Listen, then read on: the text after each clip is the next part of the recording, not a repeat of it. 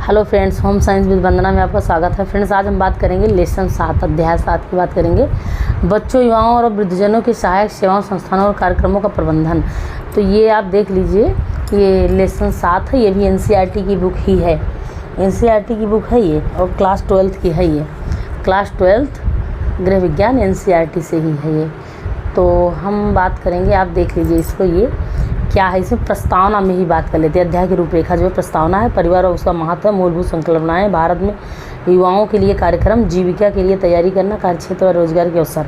तो हम आपको दिखा रहे हैं, आप ऐसे देखते जाइए और इसको आप पाज करके पढ़ते जाइएगा। हम आपको ऐसे ही दिखा दे रहे हैं, रीड कर लीजिएगा इसको। ये एनसीईआरटी का है, इसलिए हम इसको आपको महत्वपूर्ण समझ के दे रहे हैं। महत्वपूर्ण समझ के इसको आपको दे रहे हैं कि आपके लिए बहुत महत्वपूर्ण है ये। तो ऐसे ही आप इसको पूरी बुक को रीड हम दिखा रहे। परिवार व उसका महत्व, उसके बाद मूलभूत संकल्पनाएं, ये देखिए।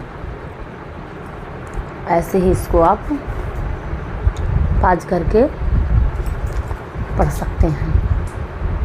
ये देखिए,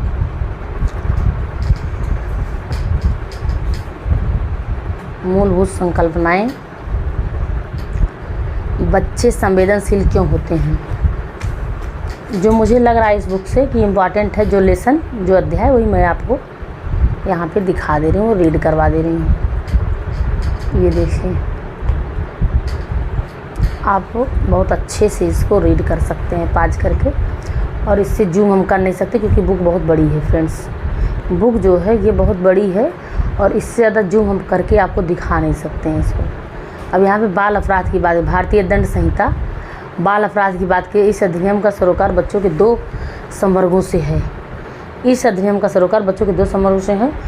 वे जो कानून का उल्लंघन करते हैं और जिन्हें देखभाल व संरक्षण की आवश्यकता होती है। कानून का उल्लंघन करने वाले बच्चे बाल अपराधी वे होते हैं जिन्हें भारतीय दंड संहिता के उल्लंघन करने पर गिरफ्तार किया जाता है। इस अधिनियम से बाल अपराध की रोकथाम और उनके साथ व्यवहार के लिए विशेष अधिगम का प्रावधान है। यहाँ पे आप इसको देख लीजिए। अब हम चलते हैं दूसरे पेज पे, इसको आप पास करके पढ़ लीजिएगा। ये हमारे यहाँ से हम बात करें तो ये देखिए, किशोर न्याय, बच्चों की देखरेख और संरक्षण। ये है किशोर न्याय, बच्चों की देखरेख और संरक्षण।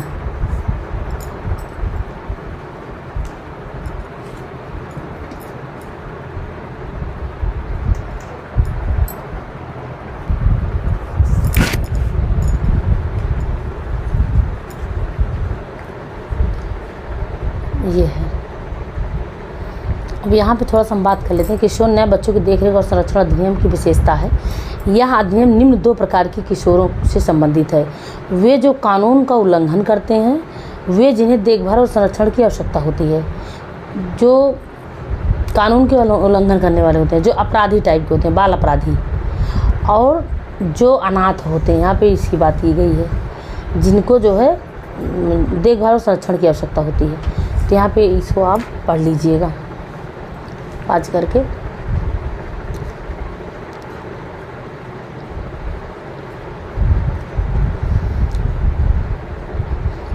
अब हम यहाँ बात करेंगे देखभाल और संरक्षण की आवश्यकता वाले बच्चों की पहचान का आधार। देखभाल और संरक्षण की आवश्यकता वाले बच्चे की पहचान का आधार, ये इसमें सारा दिया है।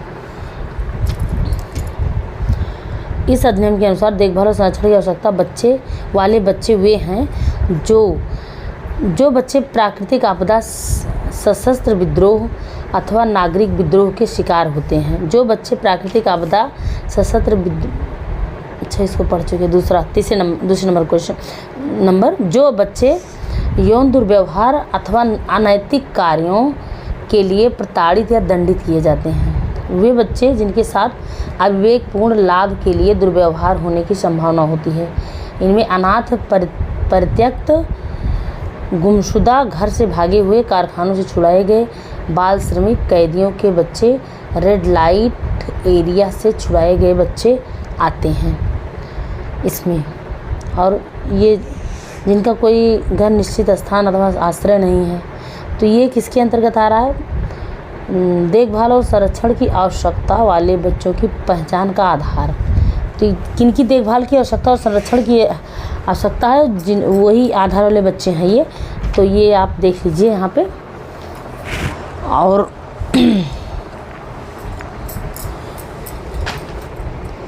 ये संस्थागत कार्यक्रम और बच्चों के लिए पहल कौन सा है? संवेदनशील बच्चों की आवश्यकताओं को पूरा करने हेतु सरकार और गैर सरकारी संगठनों के माध्यम से देश में अनेक कार्यक्रम और सेवाएं प्रदान की जा रही हैं। ऐसे कुछ प्रमुख कार्यक्रम निम्नलिखित हैं।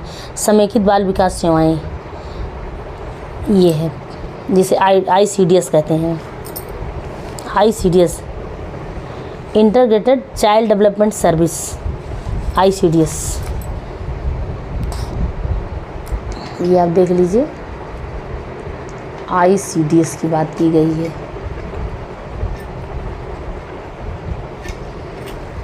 इसको हम दिखा रहे हैं आपको।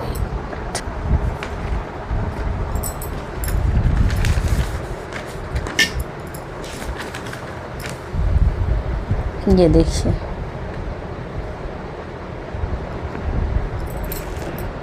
यहाँ पे ICDS की बात की गई है। ये है। उसके बाद संस्थागत कार्यक्रम और बच्चों के लिए पहल, ये है। इसके अंतर्गत जो ऐसे कुछ प्रमुख कार्यक्रम निम्नलिखित हैं। कौन से? समेकित बाल विकास सेवाएं, ये देख लिए। समेकित तरीके से 0 से 6 वर्ष तक के स्वास्थ्य पोषण टीकाकरण तथा प्रारंभिक शिक्षा संबंधी आवश्यकताओं को पूरा करके उनके विकास को बढ़ावा देना, यह है। उसके बाद ये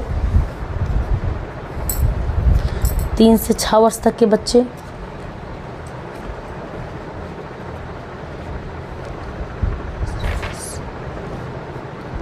यहाँ पे आप इसको पाज करके रीड कर लीजिएगा। इसी तरह ये है, पाज करके रीड कर लीजिएगा। SOS,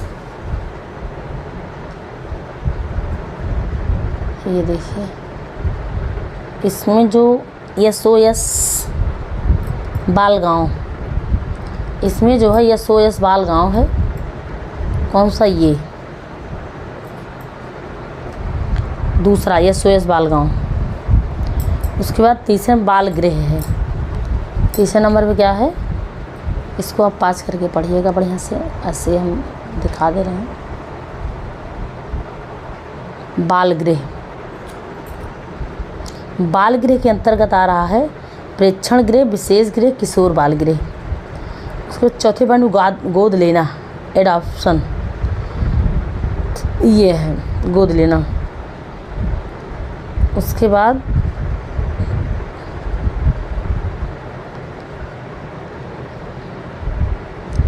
युवा क्यों संवेदनशील हैं, ये आप देख लीजिए। ये कारण है, युवा के संवेदनशील होने का ये कारण है।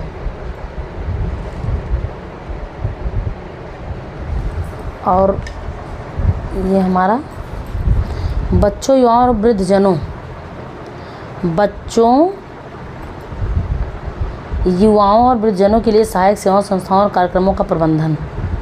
युवाओं के संवेदनशील समूह, ये किशोर, विशेष रूप से किशोरियाँ, ये है। अब युवाओं की आवश्यकताएं, ये आप देख लीजिए। युवाओं की आवश्यकताएं क्या क्या हैं? युवाओं की आवश्यकताएं ये है।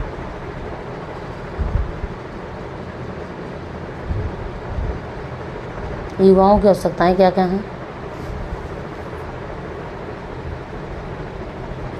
फ्रेंड्स, हम चाह रहे हैं कि बहुत लंबी वीडियो ना हो, बहुत लंबी क्लास ना हो, इसीलिए इस तरह हम आपको दे रहे हैं और इसको आप पास करके पढ़ सकते हैं। ये हमारा राष्ट्रीय सेवा राष्ट्रीय सेवा योजना, यहाँ पे ये हम बात अगर करें भारत में युवाओं के लिए कार्यक्रम, तो पहला क्या है? राष्ट्रीय सेवा योजना। पहला क्या है? राष्ट्रीय सेवा योजना। भारत में युवाओं के लिए कार्यक्रम, राष्ट्रीय सेवा योजना। और राष्ट्रीय सेवा स्वयं सेवक योजना। दूसरा क्या है? राष्ट्रीय सेवा स्वयं सेवक योजना। उसके बाद तीसरा, ये 2 हो गया। उसके बाद योजना के उद्देश्य 2 ही है। उसके बाद योजना के उद्देश्य की बात करेंगे। योजना का उद्देश्य, अब देखिए आगे क्या है।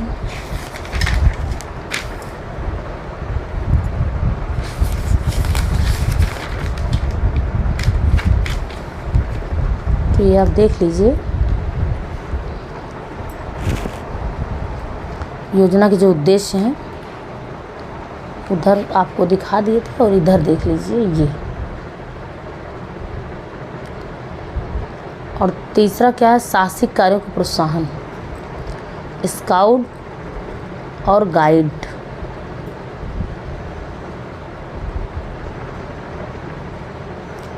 उसके बाद राष्ट्रमंडल युवा कार्यक्रम, राष्ट्रीय एकता को प्रोत्साहन। अब यहाँ पे वृद्धजन क्यों संवेदनशील हैं? ये देखिए, भारत में वृद्धजनों की जनसंख्या की प्रमुख विशेषताएं। वृद्धजन क्यों संवेदनशील हैं, इसको देख लीजिए। उसके बाद भारत में वृद्धजन की जनसंख्या की प्रमुख विशेषताएं। वृद्धजनों के संवेदनशील होने के कारण, सामाजिक आर्थिक कारण। वृद्धजन विभिन्न कारणों से संवेदनशील हैं। सामाजिक आर्थिक कारण, स्वास्थ्य संबंधी कारण, ये। उसके बाद वृद्धजनों के लिए कुछ कार्यक्रम, जो वृद्धों के लिए चलाए गए कार्यक्रम हैं। वृद्धों से संबंधित राष्ट्रीय नीति 1999। उसके बाद अभिभावक, दूसरे नंबर पे क्या है? अभिभावकों और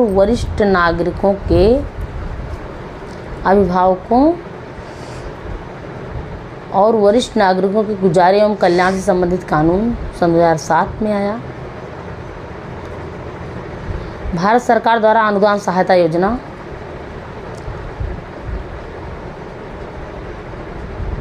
उसके बाद राष्ट्रीय वृद्धावस्था पेंशन योजना।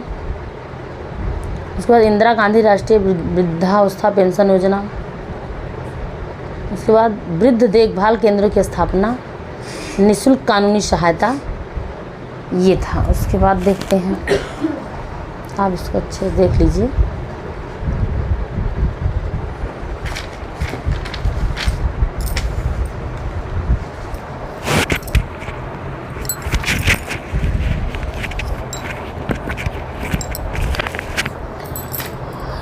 ये है 8वें नंबर पे बात करेंगे हम, राष्ट्रीय स्वास्थ्य बीमा योजना।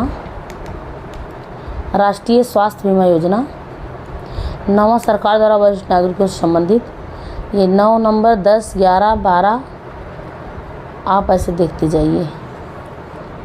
उसके बाद जीविका के लिए तैयारी करना, ये है।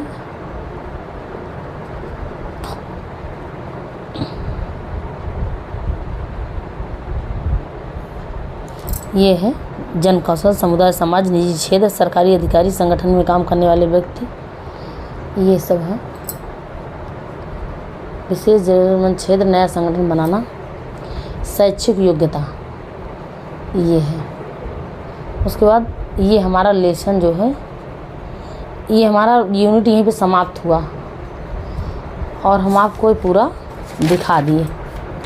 यहीं पे यूनिट समाप्त हुआ है और ज़्यादा लंबी वीडियो, हमारी क्लास ज़्यादा लंबी हो जाएगी। तो फ्रेंड्स आज के लिए इतना ही और धन्यवाद फ्रेंड्स।